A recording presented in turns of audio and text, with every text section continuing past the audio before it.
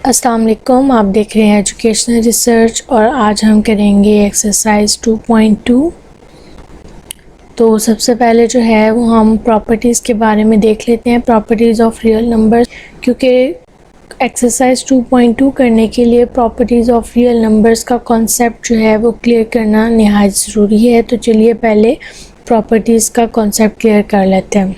Properties of real number जो हैं वो बेस करती हैं एडिशन पे और मल्टीप्लिकेशन पे। सबसे पहले जो है वो हम एडिशन को डिस्कस कर लेते हैं। तो इसकी सबसे फर्स्ट प्रॉपर्टी जो है वो है क्लोजर प्रॉपर्टी। तो क्लोजर प्रॉपर्टी में अगर कोई भी नंबर जो है वो ए और बी आप ले सकते हैं, ये आपकी कोई भी वैल्यू हो सकती है। अगर ये दोनों जो है वो रियल नंबर हैं तो इनका जो आंसर होगा अगर आप उसको प्लस करते हैं तो वो भी एक रियल नंबर ही होगा। जैसे सपोज़ करें कि ए का जो है वो आप रखते हैं, ए को आप रखते हैं 2 के इक्वल और बी को आप 5 के इक्वल रखते हैं। और जब आप इस दोनों को प्लस करते हैं, ए की जगह आपने 2 लिखा क्योंकि आपने यहाँ पे वैल्यू डिफ़ाइन कर दी है कि ए की वैल्यू 2 है और बी की वैल्यू यहाँ पर 5 है। तो आप जब इन दोनों को प्लस करेंगे तो इसका जो आंसर आएगा वो भी आपका रियल नंबर ही होगा। ठीक है, तो जैसे ये देखें आपका ये जो 7 है ये भी एक रियल नंबर है। नेक्स्ट प्रॉपर्टी की तरफ चलते हैं जो कि कम्यूटेटिव प्रॉपर्टी। तो ये तो तकरीबन आसान ही है, a plus B is equal to B plus A, यानी कि अगर आप इनकी तरतीब को बदल भी देते हैं तब भी आपका आंसर जो है वो सेम आएगा। ठीक है जी, तो इसमें जो a है और b है वो रियल नंबर्स हैं। ठीक है, अब हम यहाँ पे रियल नंबर a को हम डिफ़ाइन करते हैं 4 से, b को हम इक्वल रखते हैं -3 के, और हम जब हम इनकी वैल्यूज़ पुट करते हैं a की जगह हमने 4 लिखा, b की जगह हमने -3 लिखा। क्योंकि b की वैल्यू के साथ माइनस अपना है इसलिए मैंने ये वाली जो है ये ब्रैकेट्स लगाई हैं ताकि पता चले असल में हो क्या रहा है, -3। और यहाँ पे अगर मैं इनकी तरतीब को चेंज भी कर देती हूँ क्योंकि b यहाँ पहले लिखा हुआ है और a बाद में लिखा हुआ है, यानी कि a प्लस बी और b प्लस ए दोनों का कोई फ़र्क नहीं है। ठीक है, तो मैं यहाँ पे b को पहले रखती हूँ और a को मैं अगर बाद में रखती हूँ तब भी मेरा आंसर जो है वो सेम ही आएगा। 4 और प्लस माइनस यहाँ पे माइनस हो जाएगा, तो ये हो जाएगा 4 - 3 और ये इक्वल हो जाएगा 1 के, और अगेन यहाँ पे -3 + 4 आ जाएगा जो कि इक्वल हो जाएगा 1 के। तो आपका जो आंसर है वो बिल्कुल सेम आया और ये जो आंसर है आपका ये भी आपका रियल नंबर होगा। थर्ड प्रॉपर्टी है आपकी एसोसिएटिव प्रॉपर्टी। एसोसिएटिव प्रॉपर्टी में क्या होता है कि अब आपकी पहले आपने ए और बी पढ़ा था, पहले आप ए और बी की वैल्यू जो है वो इसमें पुट करते हैं। अब आप जो है वो यहाँ पे एडिशन हुआ है कि आपने सी की वैल्यू भी यहाँ पे पुट करनी है। तो इसकी तमाम जो है ए बी सी जो है वो रियल नंबर होंगे। अब फ़र्ज़ करें कि अगर हम यहाँ पे वैल्यूज़ पुट करते हैं, ए को हम डिफ़ाइन करते हैं 4 के इक्वल, बी को हम करते हैं -3 और सी को हम करते हैं 1 के इक्वल। अब हम यहाँ पे वैल्यूज़ पुट करते हैं a प्लस बी, ए की वैल्यू 4, बी की वैल्यू जो है वो -3 है क्योंकि उसका अपना माइनस है इसलिए मैंने इसको ब्रैकेट के अंदर लिखा है। और ये जो ब्रैकेट है ये वाली जो मेन ब्रैकेट है ये वाली है। ठीक है, प्लस और ये अब सी की वैल्यू यहाँ पे आ जाएगी, ये वाली सी की वैल्यू है। अगेन अगर आप इसकी तरतीब यानी कि आप इन दोनों को a प्लस बी को आंसर लेके आके आप सी के साथ करते हैं या आप b प्लस सी को एंड वाली दो वैल्यूज़ को सॉल्व करके a के साथ करते हैं तो तब भी आपका आंसर जो है वो सेम ही आएगा। अब यहाँ पे अगेन a और b और c को क्योंकि हमने पहले सॉल्व करना है इसलिए यहाँ पे ब्रैकेट लगाई गई है, ये कुछ इस तरह से ब्रैकेट लगाई गई है। अब इसको जब हम सॉल्व करेंगे तो ये आ जाएगा आपका 1 के इक्वल प्लस और ये वाला 1 अभी मौजूद है इक्वल 4 और ये जो है इसका हमने वैल्यू लेके आई तो ये -2 हो गया। यहाँ से 1 + 1 = 2 और 4 प्लस माइनस जो है ये माइनस के बराबर हो जाएगा और 4 - 2 = 2। तो ये आपके आंसर जो है वो बिल्कुल सेम आ गए। यानी इसमें बताया ये गया है कि चाहे आप पहली दो वैल्यूज़ का आंसर निकाल के तीसरी वैल्यू के साथ प्लस करें या लास्ट 2 वैल्यूज़ का सम निकाल के आप फर्स्ट वैल्यू के साथ प्लस कर दें तो इससे कोई फ़र्क नहीं पड़ता, आंसर आपका सेम आएगा और ये जो आंसर है ये भी आपका रियल नंबर ही होगा। नेक्स्ट है जी एडिटिव आइडेंटिटी। एडिटिव आइडेंटिटी में क्या होगा कि अगर आपका ए है, अगर आप इसको 0 के साथ प्लस करेंगे तो आपका ए ही वैल्यू आएगी। आप मान लीजिए कि ए जो है वो आपका रियल नंबर है, ठीक है। तो ए को आप कुछ भी रख सकते हैं। ए को आप अगर 4 के इक्वल रखें और यहाँ पे आप इसी इक्वेशन के अंदर, ये जो है फुल इक्वेशन, इसके अंदर आप वैल्यूज़ पुट करते हैं। ए की जगह आपने रख दिया 4 + 0 = 4 + 0। अब इसको देखें, 4 तो इस पर कोई असर नहीं डालेगा, तो 4 + 0 = 4 आ गया और यहाँ पे अगेन 4 आ गया। तो इसका मतलब है कि इसको एडिटिव आइडेंटिटी कहते हैं, यानी कि ये 0 जब इसके साथ प्लस हुआ है तो इसकी सेहत पर कोई असर नहीं पड़ा है, इसलिए ये वही अपनी वैल्यू आ गई है, ठीक है। ए को हमने 4 के इक्वल रखा था और वो अगेन 4 ही आ गया है, ठीक है। और इसका जो आंसर है वो भी रियल के बराबर ही होगा।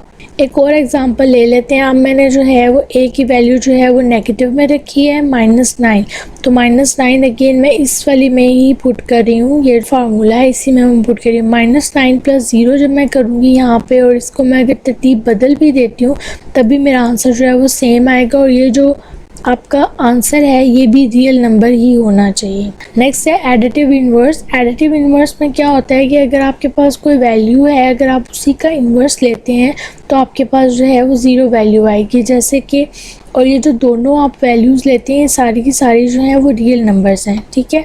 तो अगर आप फ़र्ज़ करें कि आपका जो ए है वो 4 के इक्वल है और आपका जब इन्वर्स आप लेते हैं तो वो आपका -4 बन जाता है। एक्चुअली ये कुछ इस तरह से है, -a आप लेते हैं वही आपका, ठीक है।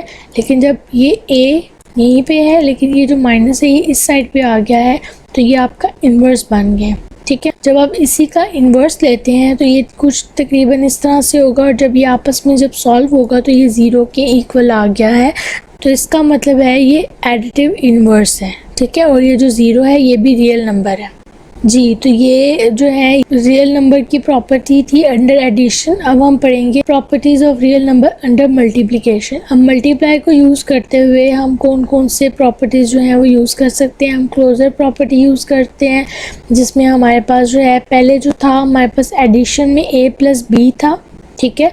अब यहाँ पे मल्टीप्लाई हो रहे हैं ये, उसमें हमारे पास ऐड हो रहे थे, अब यहाँ पे हमारे पास मल्टीप्लाई होंगे और ये जो दोनों वैल्यूज़ हैं ये दोनों की दोनों जो है वो रियल नंबर होंगी। अगर हम इसमें वैल्यू भी पुट कर लेते हैं, एक को हम कह देते हैं कि 5 है, ठीक है।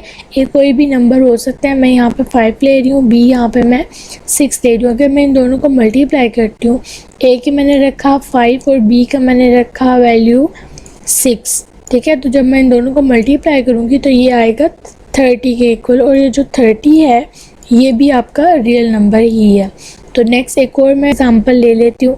ए को मैंने यहाँ पे रखा है -6 के इक्वल और बी को रखा है मैंने 2 के इक्वल, और जब मैं इस वैल्यू में पुट करूँगी तो मेरे पास जो है वो -12 आया है। तो अगर इसकी जो वैल्यूज़ हैं ए और बी ये अगर रियल हैं तो इसका जो आंसर है वो भी रियल ही होगा। क्लियर। सेकेंड मल्टीप्लिकेटिव प्रॉपर्टी है कम्यूटेटिव प्रॉपर्टी। इसमें भी वही है a + b और b + a था एडिशन में, और यहाँ पे अब a b यहाँ पे मल्टीप्लाई हो रहा है = b a यहाँ पे मल्टीप्लाई हो रहा है। और ये जो a b है ये दोनों के दोनों जो हैं वो रियल हैं। अगर हम इनको मल्टीप्लाई भी करते हैं तो ये आपका देखिए आंसर यहाँ पे जो है वो बिल्कुल सेम आ रहा है, ठीक है।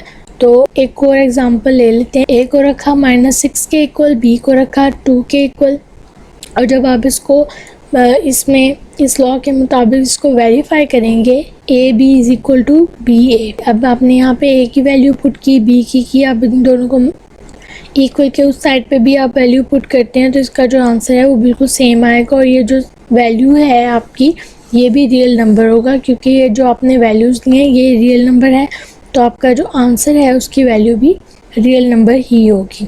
नेक्स्ट एसोसिएटिव प्रॉपर्टी है। एसोसिएटिव प्रॉपर्टी में क्या होता है, पहले हमने ए बी किया था, अगर आपको याद हो तो वहाँ पे भी कुछ इसी तरह से था। यहाँ पे बस मल्टीप्लाई हो रहा है, एडिशन में प्लस हो रहा था, तो ये भी तकरीबन इसी तरह से, यानी कि ए बी को आप मल्टीप्लाई करके उसका आंसर आप सी से मल्टीप्लाई करें या आप लास्ट वाले 2 वैल्यूज़ को मल्टीप्लाई करके फर्स्ट वाले से मल्टीप्लाई कर दें उसके आंसर को, तो तब भी आपके आंसर पे कोई फ़र्क नहीं पड़ेगा। और ये तमाम वैल्यूज़ अगर आपकी रियल हैं तो आपका जो आंसर है वो भी रियल ही आएगा। जैसे मैंने यहाँ पे जो है वो लेट करते हैं, ए जो है वो 5 के इक्वल है, बी 6 के इक्वल है और सी जो है वो 2 के इक्वल है। तो अब आप जब इन दोनों को मल्टीप्लाई करेंगे, मैंने यहाँ पे वैल्यूज़ एक्चुअली पुट की हैं, ठीक है। तो जब आप यहाँ पे फर्स्ट 2 को मल्टीप्लाई कर रहे हैं तो 30 आया और यहाँ पे 2 है, और फर्स्ट को आपने एज इट इज़ यहाँ पे छोड़ा, और जब आप लास्ट 2 वैल्यूज़ को मल्टीप्लाई कर रहे हैं 6 2 यहाँ पे 12 है। तो जब आप फाइनल आंसर इसका करेंगे तो ये देखें आपका 60 आया है।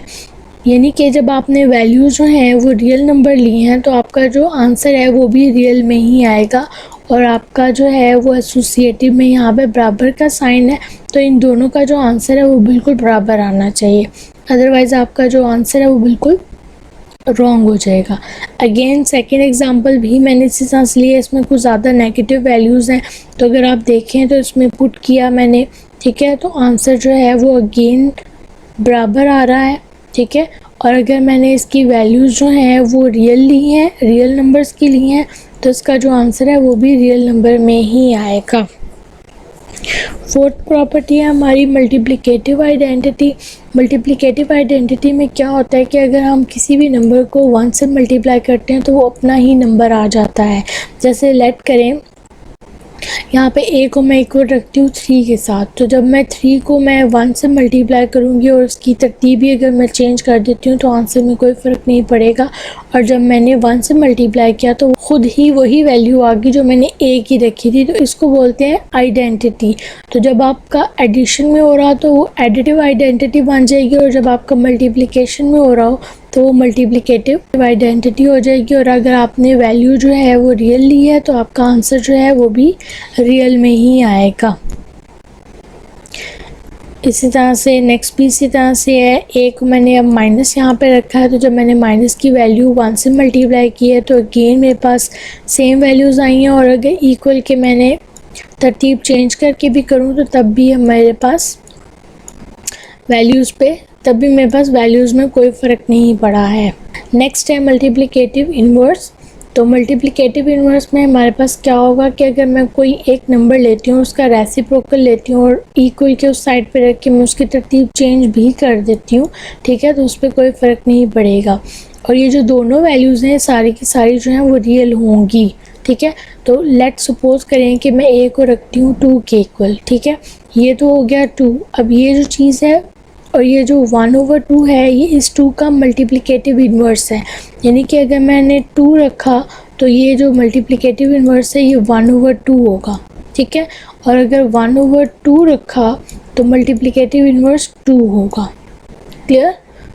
तो जब मैंने इसकी यहाँ पर तरतीब भी चेंज कर दी है, देखें तब भी आंसर पे कोई फ़र्क नहीं पड़ा और 1 आया है, तो इसको कहते हैं मल्टीप्लिकेटिव इन्वर्स। और इसका अगर मैंने वैल्यू जो है वो रियल ली है तो इसका जो आंसर है वो भी रियल में ही आएगा। जी, सबसे पहले एडिशन में देखते हैं। डिस्ट्रीब्यूटिव में हमारे पास 2 टाइप्स की डिस्ट्रीब्यूटिव लॉ होते हैं। सबसे पहले तो अगर ये लेफ़्ट साइड पे हो रहा है, ठीक है, सबसे पहले तो a हमारे पास यहाँ पे है, ठीक है, a इंटू बी प्लस सी, तो ये जो a है वो b से मल्टीप्लाई होगा, यहाँ पे a भी आ गया, और a जो है यहाँ पे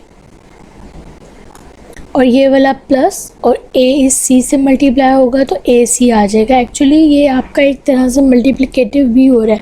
अगर आप एक साइड लिख लेते हैं तो दूसरी साइड आपको खुद बहुत मालूम हो जाएगी। इसी तरह से a b को अगर आप a प्लस बी पहले रखते हैं और c से मल्टीप्लाई करते हैं तो ये अगेन c जो है वो बारी बारी अंदर की तमाम वैल्यू के साथ मल्टीप्लाई होता है, तो यहाँ पे a c आ जाएगा, यही c इस b के साथ मल्टीप्लाई होगा तो b c आ जाएगा और दरमियान में प्लस का साइन है। अब एक बात यहाँ पे समझने वाली है कि जब ये लेफ़्ट हैंड साइड से सिंगल वैल्यूज़ पूरे अंदर प्लस वाली टर्म के साथ मल्टीप्लाई हो रही है तो इसको हम बोलेंगे लेफ़्ट डिस्ट्रीब्यूटिव लॉ, ठीक है। और जब ये यहाँ प्लस वाली टर्म पहले आ गई है और जब मल्टीप्लाई हम सिंगल टर्म के साथ कर रहे हैं, ये अब आपका राइट हैंड साइड पे है तो ये आपकी कहलाएगी राइट डिस्ट्रीब्यूटिव लॉ, ठीक है। और ये है अंडर एडिशन में। इसी तरह से सब्ट्रैक्शन में भी सेम ऐसे ही है, बस क्या करना है कि जहाँ पे प्लस का साइन है वहाँ पे माइनस लिखेंगे, और इसी तरह से जब ये लेफ़्ट हैंड साइड से अंदर वाली तमाम वैल्यूज़ के साथ मल्टीप्लाई हो तो इसको कहते हैं लेफ्ट डिस्ट्रीब्यूटिव लॉ। और जब C इस राइट हैंड साइड से इन तमाम वैल्यूज़ के साथ मल्टीप्लाई हो तो इसको कहते हैं राइट डिस्ट्रीब्यूटिव लॉ। तो ये वाला जो था ये एडिशन में था और ये वाला जो था ये आपका सब्ट्रैक्शन में था। फ़र्क कोई नहीं है इतना ज़्यादा, बस यहाँ पे प्लस का साइन है और यहाँ पर माइनस का साइन है। अब तक के लिए इतना ही था और इंशाल्लाह नेक्स्ट वीडियो में हम लोग नेक्स्ट प्रॉपर्टीज़ को डिस्कस करेंगे, जिसमें हमारे पास इक्वालिटी की इक्वेशन है और इनइक्वालिटी की इक्वेशंस अभी मौजूद हैं। उसके बाद एक्सरसाइज की तरफ जाएंगे, क्योंकि जब तक आपकी ये कॉन्सेप्ट क्लियर नहीं होंगे तब तक वो जो एक्सरसाइज है 2.2 वो बिल्कुल ही नहीं प्रॉपर्टीज़ पे बेस करती है। तो तभी ये प्रॉपर्टीज़ अगर आपको आएंगी तो तभी आप एक्सरसाइज 2.2 को सॉल्व कर सकेंगे। तो इंशाल्लाह नेक्स्ट वीडियो में मिलती हूँ। अल्लाह हाफिज़।